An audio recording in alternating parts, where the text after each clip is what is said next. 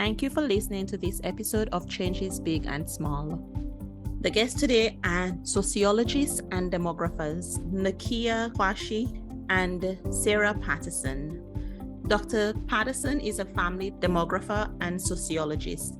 Her research addresses whether and how social norms and family composition influence caregiving behaviors and well-being for family members. She has also studied the role of complex families and kinlessness in the lives of older adults. Dr. Nekehia is an assistant professor in the Department of Health Studies at the University of Rhode Island. Her research focuses on family ties, health, and well-being of older adults in cross-national perspective. She examines these topics in global regions of Latin America and the Caribbean, Southeast Asia, and Europe. Welcome, Sarah and Nekehia, to Changes Big and Small. Thank you so much for having us. Yes, thank you. It's really a pleasure to have the opportunity. You both study family ties and aging, and so the first question I have is, how do family ties change over our lifespan? So if we look at young adulthood, mid-adulthood, late adulthood, what do we notice? Nekehia and I talked beforehand that it was funny because as demographers and sociologists, we're so used to just describing things. So this is great to have as a first question for us. So I think in terms of family ties over the life course, things come to mind based off of my own research, and I'd be interested to hear Nekehia's take as well. One of the things I think about is that, at least in the sociology literature, a lot of the focus has been on parent-child ties over the life course. And so I think that's what I have the most familiarity with, because that's tended to be the focus of the research. And part of that is due to the fact that we often use surveys. And so surveys are limited in their ability to ask questions about too many things at once. So parent and child ties, because they tend to be the main tie, is what I often think about when you ask about family ties over the life course. And I think the important thing to think about with that is that family ties can change over the life course in many different ways. One of the things that Nekehia and I's research talks about is intergenerational transfers. So this is like giving time or money or help to your family members. And what we find is that often these exchanges tend to go from older generations to younger generations early in the life course. Then in young adulthood, you start to see some young adults also giving upwards to older generations. And then it really shifts, especially towards the very end of the life course. But they can be dynamic and complex over the entire life course. And so that's sort of the other thing I think about in terms of family ties, is like family complexity and diversity. This has the ability to change over time in terms of like your ties and your relationships with family members. So you might be close to one family member when you're younger and not when you're older, or vice versa. As our research sort of develops, we can think more about the many different types of family ties that there are beyond parent and children, but we do tend to know the most about those. Yeah, and just following up on that, why we probably tend to know the most about parent and children relationships is that there actually hasn't been a lot of research on other networks, so friendship tie networks, I should say, at the population level. Not that the studies don't exist, but those Right. studies are more limited in the size and scope. Part of it is a matter of the types of data that are available to examine how family networks change over time. And the follow-up with that is on intergenerational support. That's also more studied, I think, at the later end of life. So with aging surveys, as aging has become more globally prevalent, and there are more data sets available to examine intergenerational support patterns across different country contexts. What's really interesting is that there is sometimes consistency in the direction of supports in terms of the ties, if we think over the life course. Are you enjoying listening to this podcast? Please take a minute to review it wherever you're listening. This helps other people find the show.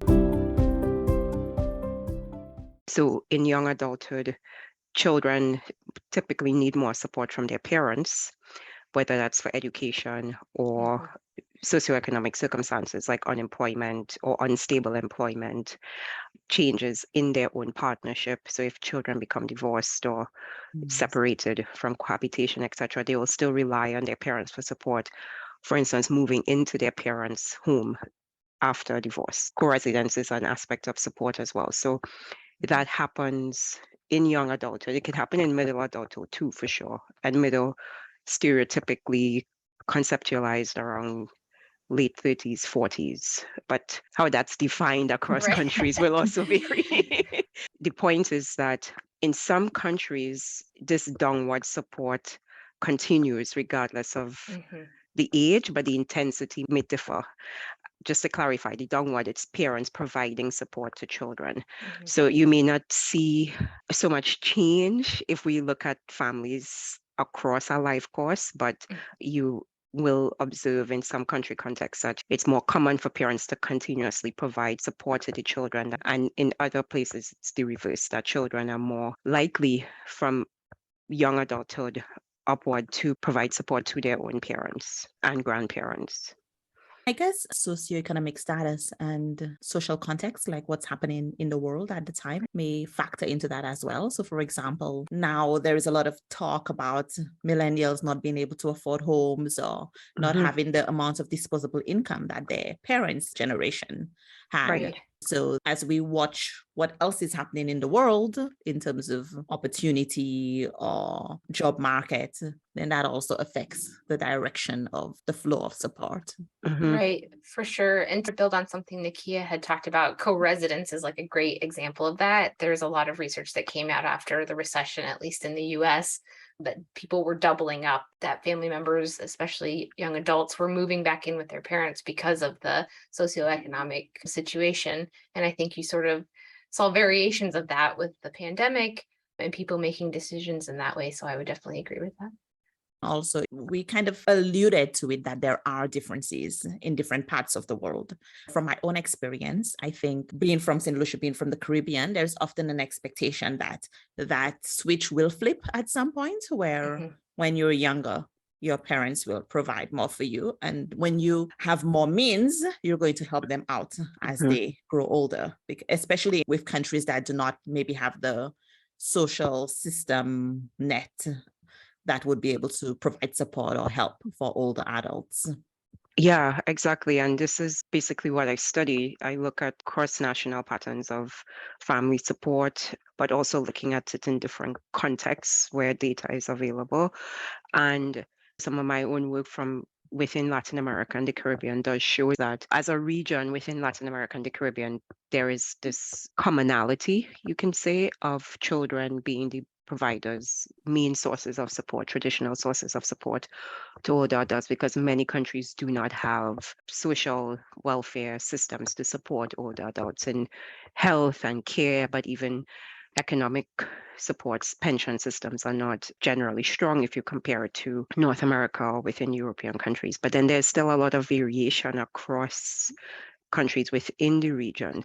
What holds actually is a kind of similar pattern that in countries where there's more support available for older adults, just stronger welfare system, you see a lower prevalence of children providing support, and that might be based on parents not having the need for support, generally speaking. The data is not there to say that, but we can allude to that based on other patterns in different parts of the world. Barbados has one of the strongest social welfare systems for older adults in the region in terms of care services, pension systems. At the same time, there is still a strong normative element of children providing support. There's a strong prevalence of co-residence too, because many older adults do not live in facilities as a matter of preference, possibly, or cultural norm, possibly, or lack of safety, security. There's a whole range of factors that might be contributing to it. But still, given that it's one of the stronger systems in the region of supports for older adults, to have this high prevalence still of co-residence with children kind of attests to this normative element as a pan-Caribbean cultural aspect. And then a similar pattern you would see in Thailand. So that's another country where I lived, but also worked and studied intergenerational support patterns. It's very normative still for older adults to co-reside with their children. It's still expected, even though Thailand has experienced really significant economic and social development since the 1990s, and the government has improved a lot of its social support systems for older adults. There's also universal health care and really big push towards that. Overall, there's been improvement, yet the norm is maintained. The cultural aspects of living with children is still very, very strong.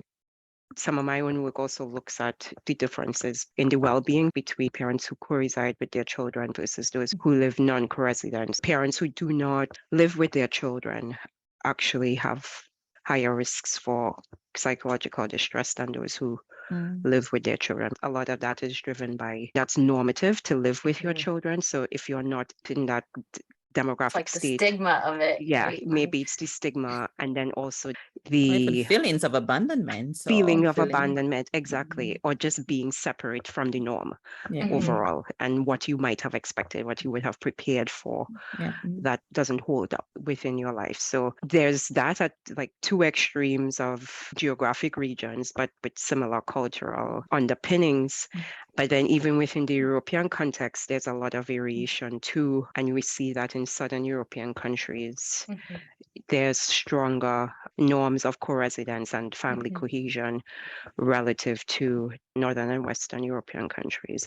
And there's a lot of difference in actual social investment, social welfare structure for older adults across Southern, Western, Eastern, Northern Europe. So this typical north-south pattern is very much discussed in the literature, and it's still highly relevant to the current context of Europe. One of the things that you mentioned in the pre-interview form was that there are some positive and some negative attributes of family ties for older adults. What are some of those positive aspects of family relationships when it comes to the health and well-being of older adults? One of the things that comes up in the intergenerational transfers and caregiving for older adults literature is that there's a lot of focus on the negative. I mean, everybody's heard the term, I would think, caregiving burden. There's this sort of pushback that's natural, I think, in terms of thinking that there can be positive as well as ambiguous ties to family members. It's not always necessarily negative or burdensome, that there are positives that can come out between these relationships. Think back to some of the things Nekehia was talking about. If there are these cultural norms, or even just within your family, the norm to caregive for your parents, it might actually make you feel really good to do that, right? It makes you feel like you've given back to them what they've given to you. It might make you feel like there's meaning in this relationship, that there's this positive tie. So thinking about it as a continuum of positive to negative with family members. Another thing that comes up in this is that family ties can also be ambiguous, right? You're not really quite sure what your tie is or how you feel about that tie to a particular family member. And speaking of the life course, that can change over the life course. So perhaps, thinking about family complexity and family diversity, if you get married or divorced, or people within your family get married and divorced, you can see this sort of ambiguity pop up where people aren't quite sure how they feel about that tie, or maybe about the new family member. I think there's so many stereotypes of that, right, in TV shows about those dynamics.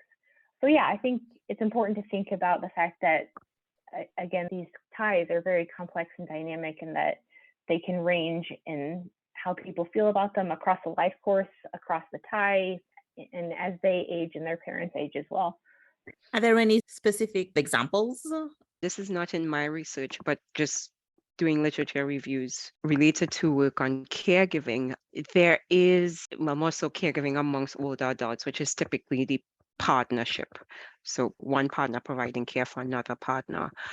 And one study that has struck me, and I'm not going to remember the details, so maybe I'll share it with you. You can look it up, Actually, yeah. it has a background. But one of the striking patterns was also looking at gender dynamics of this, because this is a very important aspect of the positive, negative landscape of family interactions, and who seems to Who benefits? say not just benefits, but has a larger impact, Okay. whether it's both positive Right. or negative. So what I'm thinking of is a study that looks at household tasks also versus caregiving.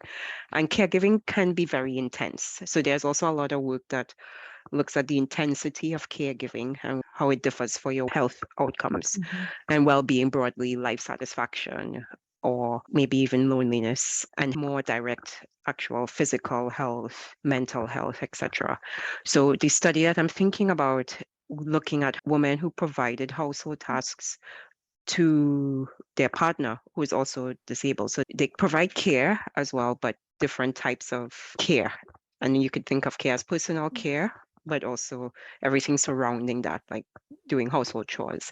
Household chores were positively associated with well-being generally versus the actual personal care. So there is something to be said for having a little more fine tuning around how we think of family interactions, family care, and what it means for individuals' well-being. A lot depends on what you do overall and the intensity of what we do, which can be applied to nearly every part of life, but within the household context and given the nature of some of the relationships that we engage with, as Sarah was just saying, depending on how you feel about X person within your family, you take on roles either willingly or unwillingly with extreme care or not. And your approach to that, if we do more assessment of these differences in the types of supports and intensity of supports that are provided, personal care, household chores, instrumental kinds of supports, it gives us a more comprehensive picture overall of positive and negative interactions potentially for older adults' well-being. Not all family relationships are positive, or any relationships overall, but at least at the later stages of life when most older adults' networks are really within their family realm. That's your main source of interaction, generally speaking, and reliance of support systems. It requires a greater investment, I think, to really understand at granular level as possible how these interactions are operating and what they mean for individuals' well-being. Because from a broader social policy perspective, if societies by default rely on family members for support of older adults, if we can see at a population level that people are not actually doing so great with their families with health outcomes, that's just a downward spiral overall. I know, for example, in some communities, in some cultures, even in North America, where families do not live close together, the children may go and visit the grandparents over the holidays, especially longer holidays. Or in some communities, in some cultures, grandparents may be part of caregiving, where they help with taking care of the children, maybe on a regular basis, on occasional basis. So in those types of relationships where there may be multiple generations, is that part of your research at all in terms of the impact in any direction from those relationships? Not mine directly right now, but it's on the agenda. Sarah? This is kind of what I was referencing back at the very beginning of the interview about the fact that there are many more family ties beyond just parent and children. I think grandparents are a great example. So grandparents have gotten a lot more attention recently, partly because people are living longer, so they're more likely to be alive to be grandparents, basically, to put it very bluntly. And so we do see these changes in the family ties. And what you do find is that grandparents are providing a lot of caregiving for grandchildren, but then speaking of the positives of these relationships, they receive positive health benefits back. There's research that shows that taking care of younger children as a grandparent does have positive health effects. So you see this, especially in literature. I'm thinking like Christina Cross's work and Natasha Pakauskas, like that multi-generational households are becoming much more common for young children nowadays. So you're seeing these changes across the life course as well. I know for me, I grew up with my grandmother. And so people would always say that I was very old fashioned. I don't know if that's a positive or a negative, but I think I grew up with particular mindsets that I was exposed to from being around my grandparents. Yeah. And I do have one study on grandparent caregiving and life satisfaction amongst older adults in Jamaica. because it's so common in the Caribbean. Mhm. And as Damian is saying, for various reasons, like grandparents provide care either within the household or children visit, for long periods. It could be for holidays, but also on a weekly basis with the parents going to work, you spend time with your grandma, which was the situation for my brother and myself when we were growing up based on how our parents worked. So when you asked the question, I was initially thinking of literally within the household, living together, multi-generational households, which is also quite prevalent and increasingly so, as Sarah was just saying. But thinking of work within Jamaica, I did look at grandparent caregiving. And as Sarah is mentioning, in terms of well-being, yes, caregiving can be strenuous. And there is a lot of work that shows for grandparenting, the intensity of the caregiving does matter. So how frequently you're doing it, how many hours, Mhm. and it's associated with health outcomes in some contexts. An example in Jamaica, when we also look at gender dynamics of this, women are typically the ones providing care. Women provide more care than men, generally speaking, across the life course. This extends within grandparenting care as well. The study within Jamaica comparing grandparents' life satisfaction, grandmothers who provided care regularly but also occasionally had better life satisfaction than those who were not providing care. So they had grandchildren but were not providing care. And then for grandfathers, it was actually regular caregiving that was associated with higher life satisfaction, which wouldn't be expected. That was a novel finding, I would say. I'll have to tell my dad that he Yeah, should spend more time with his with his grandchildren. grandchildren. Yes. Right? Yes. So I think there is something there, and I would like to do more of this work within the Caribbean overall. It's just having data to do this. But there is something which I thought was really interesting and really novel because it challenges a lot of gender norms and expectations we have Mhm. around care and the associations with well-being too.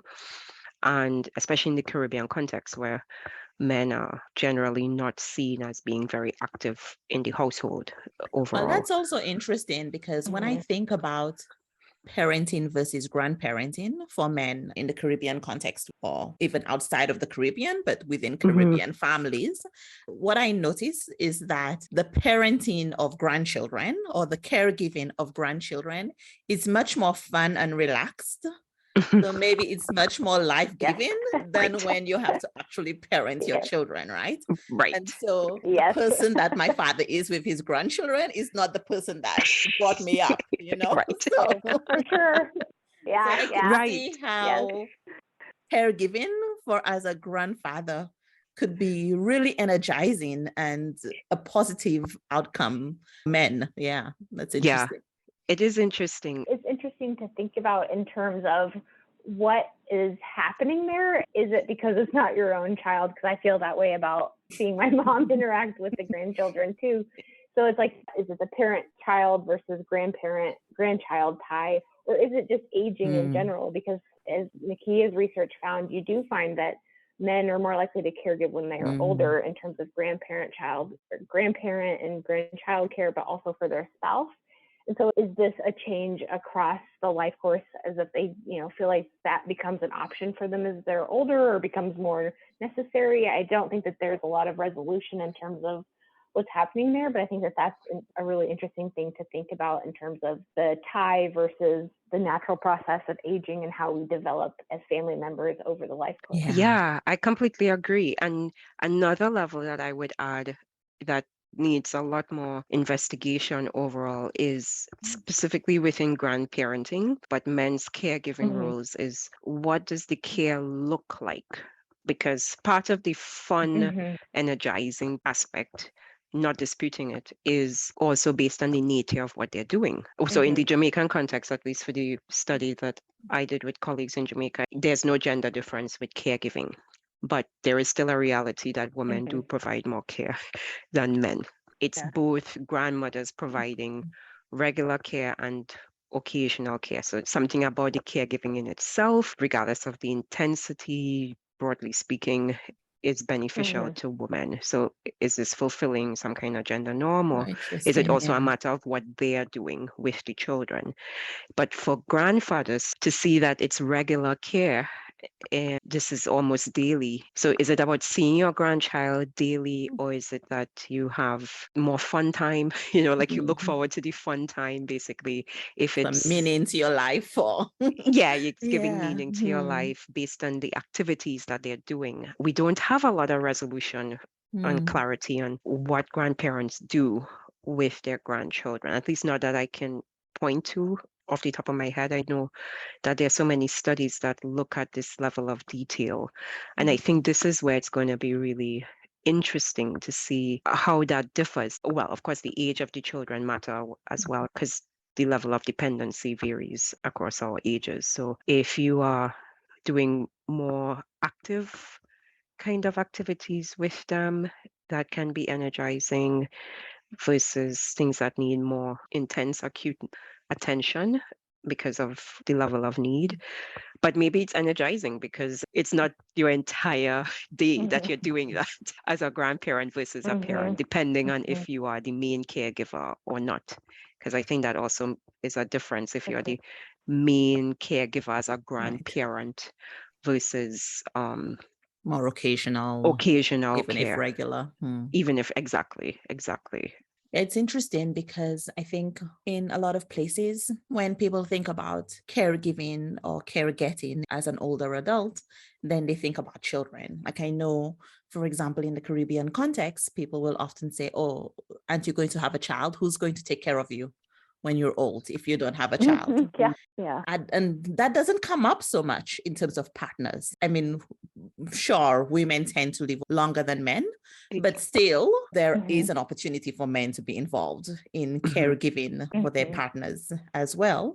So I was interested to see some of your research around the impact that children have versus partners for well-being, for less loneliness, more happiness in life, especially as an older adult. So I can talk about that because that's one of my main areas of work, and it's one of my most passionate areas of work for some of the same reasons, like based on the assumptions of, okay, if you don't have a child, you're doomed. And I'm very interested in this because I don't have children and I don't have intentions of having children. So this is a little bit self-serving. Yes, so I completely understand. And based on most recent work that I've done cross-nationally across 20 countries, the overwhelming evidence was that whether you have a child or not was generally not associated with your health across multiple dimensions of health, depression, chronic conditions, self-reported health, to be fair, your reporting of having disabling conditions, your overall health. But where we did see patterns, they varied so much, and some really went against expectations. One of the most striking examples is a country like Mexico, that's a middle-income country, but social welfare systems are less developed for older adults compared to the US as a most direct proximal example. In Mexico, actually, we found for older adults, 50 and older, those who were childless had better health, nearly across every outcome. And the same was the case in Hungary, which is also a very traditional country within Central Europe. Childless older adults actually had better health than those who had at least one child. Some of the ongoing work we're doing, looking at different numbers of children with the same countries, we're also seeing this pattern holding up. So for each additional child, older adults have worse health than if they are childless or have fewer children. It's validated in other research that children are a major source of support for older adults in these countries, but not having children does not put you at risk for poor health as well. And the hypothetical explanation that the team came up with, and we're going to explore further, is maybe there is something about having children overall, but especially larger family sizes in context with limited resources to support childbearing and child rearing that makes it strenuous, and that can impact your long-term health in later life, right? So it's not all bad if you do not have children. A lot of it depends on where you live, the country context overall, and having children in low resource settings may not be so beneficial for your long-term health. It also depends, which is another area of work that we'll start getting into, is what this quality of relationship looks like with the children and even the children's own resources, because you can have multiple children, but if many children are in a very tight socioeconomic situation, or even if you have one of those within a high need situation as an adult, but within a low resource context, that adds a lot of strain. And the low resource is not just for the older adult, but also for children. If you live in a country without really secure employment safety nets, etc., it potentially increases the child's dependency on the parent. And if it's not doing that, it limits the child's ability to support the parent. Right. So then that can affect the parent's health as well. So the take-home message with children and health is that it's generally not bad. A lot of it is contextual when you're Yes. in your later life. But for partnership, however, Mhm. what's most consistent across a lot of literature is not having a partner in later life is actually more detrimental for your health and your well-being. And some of my own work with the same team that I just mentioned, we just looked at this in the context of COVID-19, comparing specifically among European older adults and Israel. And basically what we found is that older adults who did not have a partner had the most significant changes in their loneliness. One, they stayed lonely, but also they were more likely to become lonely during the pandemic. And this was not the case so much for those without children. And then I also looked at this within Latin America and the Caribbean with some comparative data that I had available from 2000. Although it's older, the pattern still held that when we looked at childless versus parents, there was no real difference in depression. But even if you lived with other people but did not have a partner, you were at higher risks for depression. So partnership in itself presents a level of resource, in like actual instrumental resource for support, or the emotional connection, the sense of companionship, the social network network of it, that's distinct from children. I don't know if she's going to listen to this, but Miss P keeps asking me, so Damian, what's happening with your partnership situation? Think about when you get old and you might want to have somebody for companionship. Turns out that she's not so wrong. Yeah, it turns out, I can't remember who used to tell me this, but somebody's who's older, or I've heard it from multiple people, have said, you should not be going to bed alone for very long. But it's I think that shows a different level of intimacy than just having a close friend or anything else, right? Like it's a shorthand for the type of relationship there. Sarah, you... No, I just wanted to echo what Nekehia said. And the study she did using multiple countries, I think, is just like a really good example of how the context matters. It's what we've been talking about. The context matters, the place matters, but there are some universals in these relationships. And I would definitely agree that in my own work looking at mortality or death, that partners matter much more than children when you're doing a comparison of the two. Okay, so as our time is, wound down, is there anything that you want people to take away, or any invitation that you have for people as we end? Well, maybe Sarah and I both agree on this too, as we study caregiving and family as a main source of that sort of supports for older adults. One takeaway would be, as early as possible in your life, to start thinking about your range of support networks and what you need to build that as you age. And that's a continuous revision, as we know, because people's lives change, your circumstances change. If you move, even, I've moved a lot in my life, but I have been able to maintain a core social network. Granted, in the most pressing circumstance, they would not be the immediate people. So I have to also do my own homework with that, thinking of your support networks. But the point is, overall, and I think Sarah would agree, is a wide range can be beneficial in the most immediate circumstances, of course, but also long term. And we're thinking here beyond the family relationships as well, right? Beyond family relationships, yes, beyond family relationships, because there's no guarantee built in with any given relationship overall, but also, as we just ended with comparing children and partners, having children in your life doesn't necessarily guarantee that they will be available and be willing, and you will have positive relationships with them throughout your life to have as a support network. So I think, yeah, that would be one of the main takeaways that's actionable. Let's put it that way. Something you can start thinking through and working on. Sarah? And you're too polite, but I guess the other one for me and anybody else who may be in this position is think about partnership. Yeah, right. Yes, totally. I think, but I don't want to also add that pressure, because I feel like it's the same kind of pressure with That's children. right. You invent a partner. I don't know that there is just a practicality of how you do Yes. this at the same time. And a lot of that is organic, because with partnership, it's somebody you have, well, yeah, you have choice in both ways, but you make a choice then to be with someone for an extended period of time, whether that's till the end of your life or somewhere in between. So with all of it, I think the other thing that Sarah would probably agree with, whether you have children or the partner, having quality relationships matter, because there is also work that shows that it's quality partnerships. It's not just having the partner, but if you have a poor quality partnership, it increases your risk for poor health. So you don't want that either. So it's the quality of relationships that you also have to build.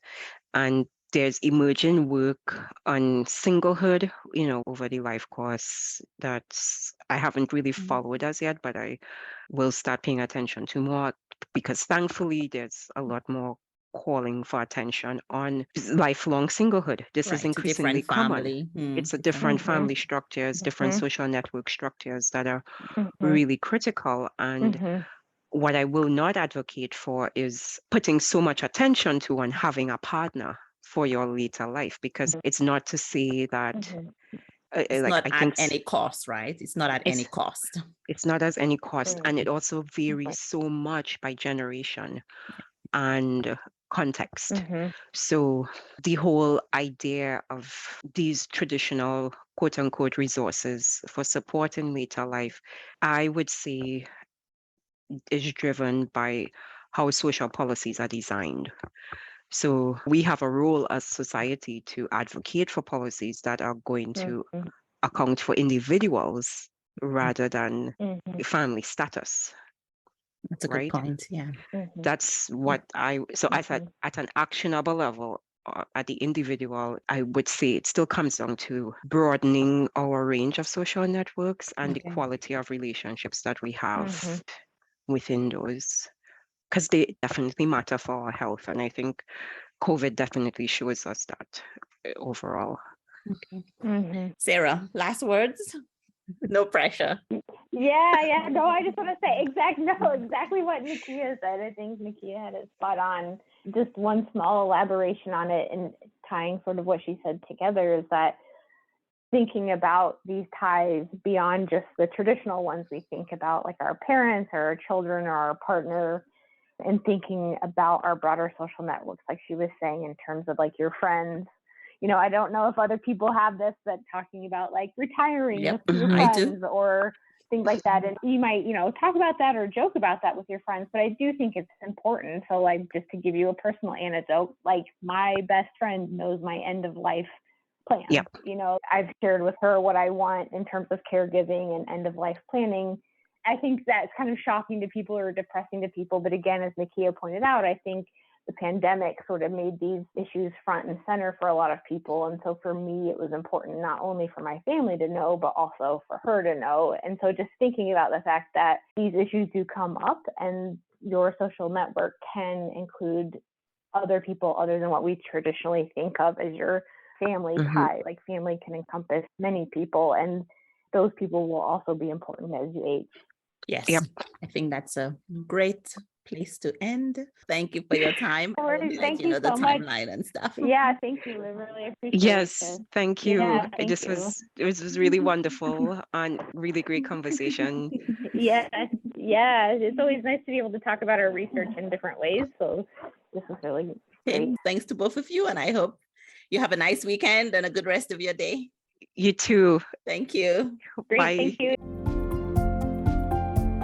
If you've enjoyed listening to this episode, please share it with a friend who you think will benefit. Do you have a question for me or a topic that you would like me to cover in an episode of the podcast? Reach out at contact@changesbigandsmall.com. Remember, change begins with one small step. Have a great week.